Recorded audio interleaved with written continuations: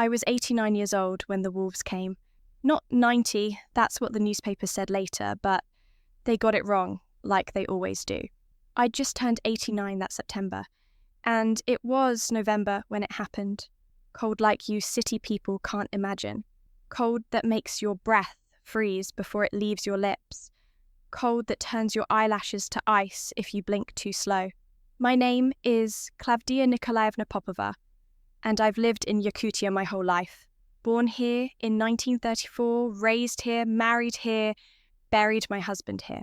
This land knows my bones, like I know its winters. But that night tested everything I thought I knew about survival. It was the 14th of November. I remember because my granddaughter Anya had called that morning from Yakutsk, reminding me about her daughter's birthday the next day. Little Masha turning 7. Anya wanted me to come to the city, stay with them for the winter like she asked every year. And, like every year, I told her no. This is my home. These 4 walls, this yard, this forest, they're mine and I'm theirs. I live alone now, have for 12 years since my Ivan died. Our village, Verkhoyansk, it's small. Used to be smaller. Used to be just us Yakuts and a few Russians, maybe 60 families altogether. Now it's different. Some have left, some have come, but we're still here, clinging to the coldest inhabited place on earth, like moss on stone. That day started ordinary enough. I woke before dawn. Habit from 70 years of farm work doesn't leave you just because you're old. Fed my chickens, all 5 of them. Fed my goat, Zoya, stubborn old thing, almost as old as me in goat years. Checked the firewood stock, ate some kasha with butter and black bread. Ordinary. Normal. The radio said it would get down to -52 that night. Not unusual for November here. I've seen -70. Lived through it, worked in it. You learn to respect the cold but not fear it. Fear will kill you faster than frost. Around 3 in the afternoon, when the sun was already thinking about setting, we only get about 3 hours of daylight in November, I heard Zoya making noise. Not her usual bleating, but something different. Nervous. I put on my coat, my boots, my fur hat, wrapped my scarf around my face until only my eyes showed, and went out. The cold hit me like it always does. That first breath that feels like swallowing knives. But you adjust. You always adjust. Zoya was in her little shed, stamping her feet, eyes rolling. I checked on the chickens. They were huddled together, quiet, but their eyes looked wrong. Afraid. That's when I smelled it. Not saw, not heard, smelled. That wild smell, like dog, but not dog. Sharper, hungrier. I've lived in Yakutia 89 years. I know that smell. Wolves. We don't see them often in the village. They keep to the deep forest usually, hunting reindeer, hunting elk. But winters have been strange lately. Warmer sometimes, then suddenly brutal. Animals behave differently when their patterns break. Hungrier, desperate. I went back inside, barred the door properly, checked the windows. My house is old but solid. Ivan built it himself in 1956 after we married. Thick logs, small windows, built to keep the cold out and the warmth in. Built to last. I made tea, sat by the stove, listened to the radio. A program about Moscow, about things that didn't matter to me. I turned it off, sat in silence. Outside, the wind started to pick up. Snow devils dancing across the yard. Temperature dropping as the sun disappeared completely. That's when I heard them. Not howling, not at first, just movement. The scrape of claws on frozen ground. The soft crunch of paws in snow. Circling. I got up slowly, looked through the window. The yard was dark except for the light spilling from my window, and in that light I saw eyes. Yellow eyes reflecting like a little moon's. 1 wolf, 2, 3. More beyond the light, shadows moving in shadows. My heart hammered, but I kept my breathing steady.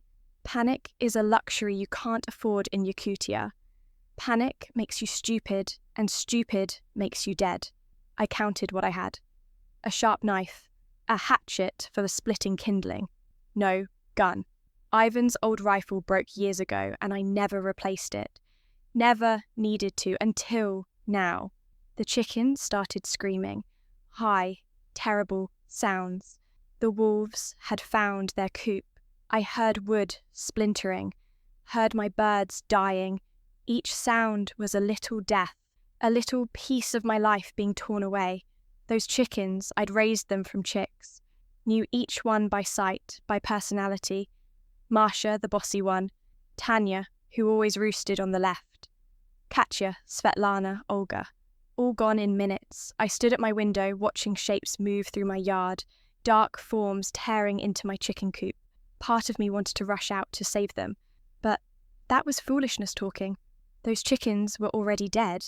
No sense in joining them. Then came Zoya's screams. A goat's scream is a terrible thing, almost human. She was in her shed, and they were trying to get to her. I heard them throwing their weight against the door, heard the wood groaning, Zoya screaming and screaming. I couldn't just listen. That goat, Ivan had given her to me 11 years ago, right before he got sick. Something to take care of, he'd said. So you're not alone. And she'd been with me ever since. Stubborn, mean sometimes, but mine. I grabbed my hatchet, wrapped myself tight, and opened my door. The cold slammed into me, but so did the sound. Snarling, growling, Zoya's terrified bleating. I could see them now, 4 wolves at her shed, big ones, winter fat and desperate. They turned when they heard me, ears forward, teeth showing white in the darkness. I raised my hatchet and screamed. A wordless scream, all my years and fury in it. The sound surprised them, surprised me too. Didn't know I had that sound in me still. One wolf started toward me, low and careful. The pack leader, probably, male with a thick ruff and cold yellow eyes. He took 3 steps toward me, testing. I stood my ground, hatchet raised, screaming again. Old Yakut words my grandmother taught me, words that probably didn't mean anything anymore but felt powerful in my mouth. The wolf stopped. We looked at each other across 3 meters of frozen ground. Him calculating, me praying to whatever gods listen to old women in the dark. Then Zoya screamed again, and the other wolves broke through her shed door. The big male's head snapped around. When he looked back at me, something had changed in his eyes. A decision made. He turned back to the shed, to the easier prey, and I knew Zoya was lost.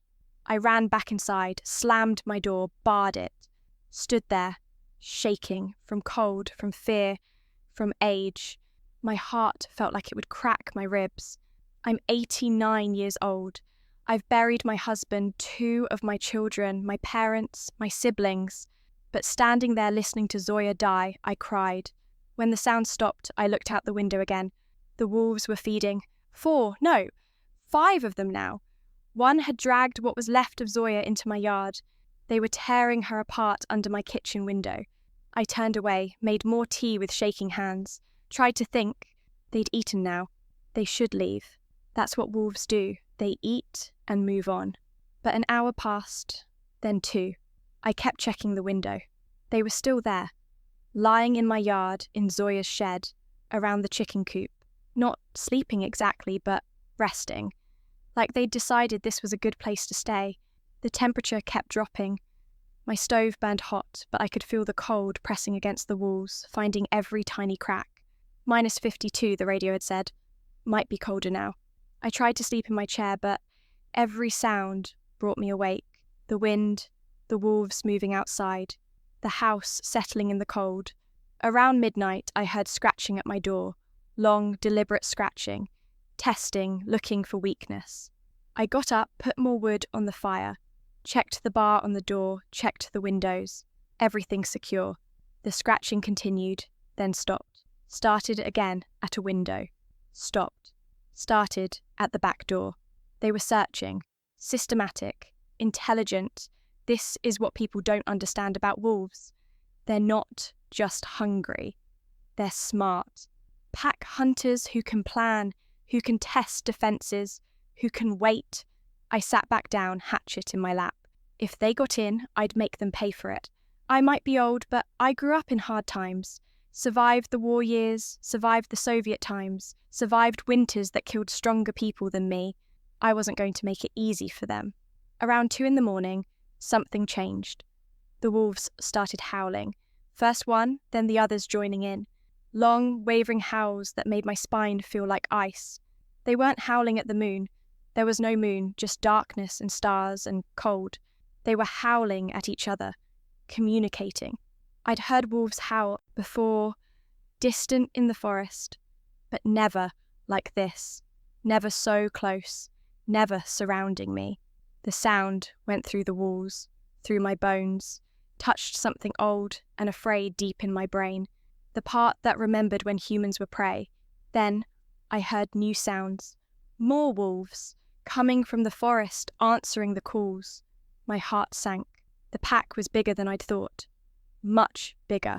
I counted them by their voices. 8, 10, 12. More than I could track.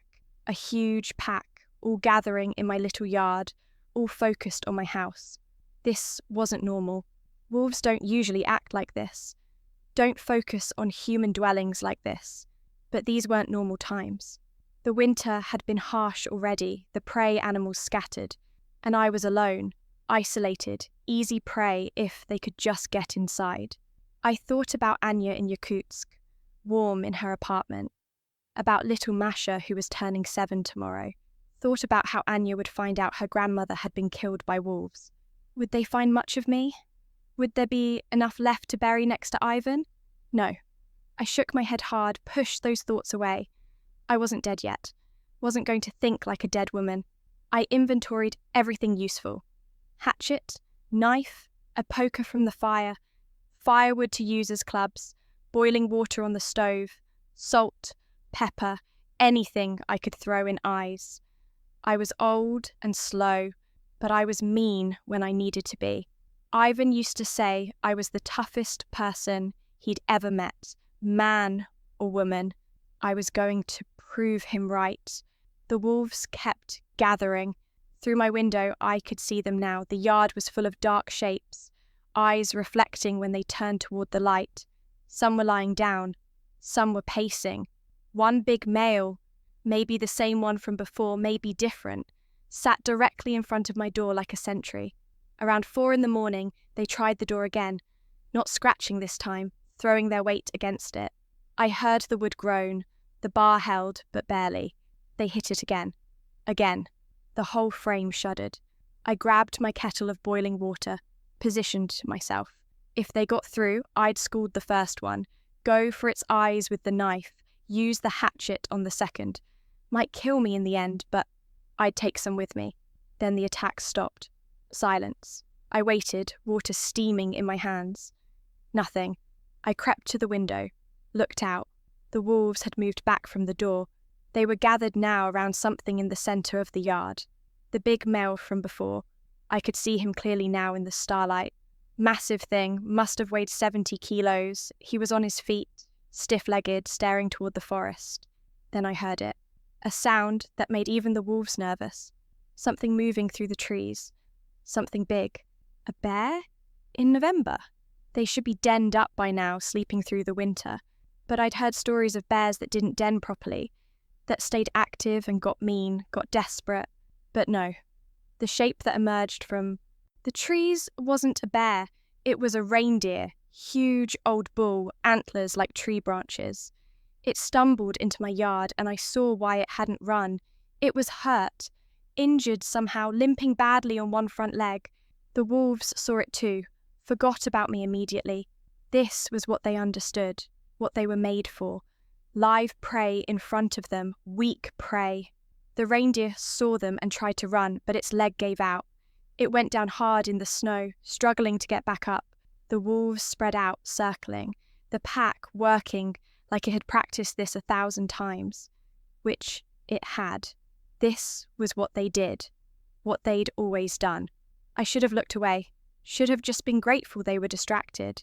But I watched the big male dart in, snap at the reindeer's throat, dance back. Watched another wolf go for the legs. Watched the reindeer fight, antlers sweeping, trying to stand, going down again. It took 20 minutes. 20 long minutes of the reindeer fighting and the wolves patient, careful, working together. When it was finally over, When the reindeer stopped moving, the wolves fed. I turned away then, made fresh tea, sat by my stove and waited for dawn. The wolves fed until they couldn't eat anymore. I could hear them out there, the sounds of it. When I finally looked again, maybe an hour later, some were asleep, bellies distended. Others were still picking at the carcass. The big male sat apart, watching both the kill and my house, like he was keeping guard on both his prizes. Dawn came slowly, that grey pre-light that comes before the sun, that shows you the world in shades of white and black. My yard was a massacre. The reindeer reduced to bones and hide, what was left of Zoya, scattered feathers from my chickens, and wolves. So many wolves. In the growing light, I counted 17 of them. 17 wolves in my yard and me alone with a hatchet. But they were fed now. That's what I told myself. Fed wolves don't hunt. They sleep, they rest, they move on. The sun came up properly around 9:30, pale and cold. The wolves stirred. Some got up, stretched. I thought maybe they'd leave now. But the big male stayed put, and where he stayed, the pack stayed. 10 o'clock, 11, noon. They were still there. I was running low on firewood. Had maybe enough to last until nightfall, but I'd need to go outside to get more. The woodpile was just 20 meters from my door, but it might as well have been in Moscow for all the good it did me. I tried to think. My nearest neighbor was Pyotr Ivanovich, 72. Lived alone like me, maybe half a kilometer away. But he was half deaf and wouldn't hear me if I screamed. And anyway, what could he do? He had no gun either. The village centre was 1.5 kilometers. Might as well be the moon. I had no phone. Never needed one. Never wanted one. Seemed stupid now. Around 2 in the afternoon, some of the younger wolves started playing. Like dogs wrestling and chasing each other through the snow. I watched them through my window and felt a strange thing. They were beautiful, terrible and beautiful, built for this place in a way humans never would be, perfectly adapted to the cold and the hunger and the endless winter. But beautiful doesn't mean safe. Beautiful doesn't mean I could let my guard down. The day dragged on. I ate some bread, some dried fish. Couldn't eat much, my stomach was tight with fear. The fire was getting low. I put on every piece of clothing I owned, layered up like I was going outside. When the fire went out, the cold would come in fast. Around 4, with the sun already setting again, the wolves got active. Something had changed. They were gathering again, moving with purpose. The big male was on his feet, looking toward the forest. Then toward my house. Then back to the forest. Other wolves appeared. Even more of them. Were these new ones? Had the pack called for reinforcements? I counted over 20 now, maybe 25. Too many to track in the dimming light. They were howling again, that chorus of wild voices. And this time, I understood. They weren't leaving. They'd found a good place, shelter from the wind in my yard, food from the reindeer, and the promise of more food. Me. The temperature was dropping again, going to be even colder tonight. -55, maybe colder. The wolves were settling in for another night, and my fire was dying. I made a decision. If I was going to die, it wouldn't be freezing in the dark. I'd go out fighting. I'd get firewood or die trying. I wrapped myself in everything warm I owned, took my hatchet in one hand, my poker in the other, stood at the door and breathed deep, the way Ivan taught me before anything difficult. Center yourself. Find your courage. Then move. I unbarred the door, opened it fast, stepped out into the cold and the dying light. The wolves were on their feet immediately, every single one of them alert, watching me. The big male took 3 steps forward. I raised my hatchet and screamed again, that same wordless fury from the night before, and I walked toward my woodpile. Slow steps, steady, hatchet raised, never turning my back. The wolves watched, tense, uncertain. I was behaving wrong for prey. Prey runs. Prey shows fear. I was showing teeth. I reached the woodpile, grabbed logs one-handed, kept the hatchet ready, filled my arms with as much as I could carry. The wolves circled closer. tightening the ring. The big male was maybe 5 meters away now, head low, calculating. I screamed at him again, called him things in Yakutia in Russian, told him what I thought of him and his pack and his ancestors. My grandmother would have been proud. She knew curses that could peel paint. He stopped, looked at me with those yellow eyes. And I swear to you, to God and my grandmother's memory, I saw him decide. Saw the moment he thought about attacking. Saw the moment he chose not to. I backed toward my house, arms full of wood, weapons ready. Step by step, the wolves watched but didn't follow. When I reached my door, I kicked it open, threw the wood inside and followed, slamming it shut and barring it again. My whole body was shaking, not from cold, from adrenaline, from terror I'd been pushing down. I collapsed against the door, clutching my hatchet, and laughed.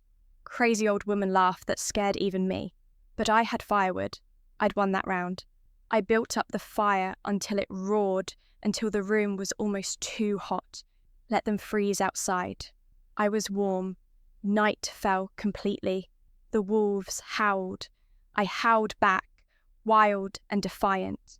Let them know I wasn't beaten. Around midnight, I heard vehicles. Distant at first, then closer. Engines in the cold. Then voices shouting. Gunshots, 3 of them, fired into the air. I ran to the window. Lights, headlights in my yard from 3 different trucks. Men climbing out, maybe 8 or 10 of them. Yelling, waving torches, firing guns into the air. The wolves scattered like smoke, melted back into the forest within seconds. Just gone. I unbarred my door, stepped out. Pyotr Ivanovich was there, and Victor from the store, and Mikhail the mechanic, and others. Young Dmitri, who worked on the reindeer farm. Klavdiya Nikolaevna! Pyotr grabbed my shoulders. We heard about the pack. Your granddaughter called the village office. You didn't answer your phone and she was worried.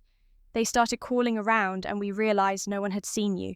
When we got close and saw all the tracks, he trailed off, looking at my yard, at what was left of Zoya, the reindeer carcass, the scattered feathers. How long? Victor asked quietly. Since yesterday evening. About 26 hours. They stared at me.